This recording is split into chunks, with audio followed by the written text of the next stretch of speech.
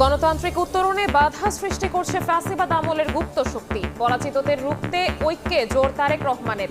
কোনো দলের স্বার্থ বাস্তবায়ন সরকারের কাজ নয়।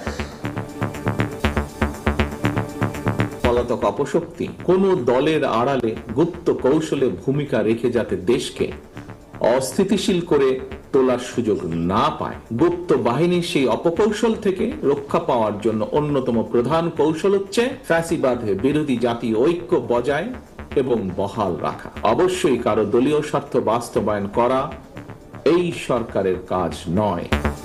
জামায়াতের আলোচনার প্রস্তাবে সাড়া নেই। কোন দলকে রেফারির ভূমিকায় চায় না বিএনপি। রাস্তায় নামলে সংঘর্ষের সংখ্যা খসরুর। ঐক্য না হলে সিদ্ধান্ত নেবে সরকার। বিএনপির মহাসচিবকেও কিন্তু আমাদের পক্ষ থেকে নক করা হয়েছে।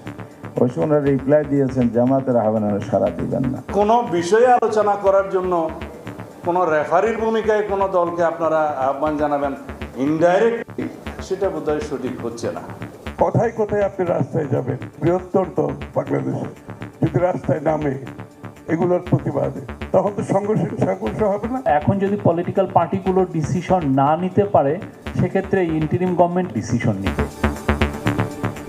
ডিসেম্বরের প্রথম সপ্তাহে ফিরছেন তারেক রহমান। প্রস্তুত হচ্ছে বাড়ি কার্যালয়। নিরাপত্তা নিশ্চিতে সরকারের কাছে আবেদন করবে বিএনপি। বুলেট প্রুফ গাড়ির অনুমোদন।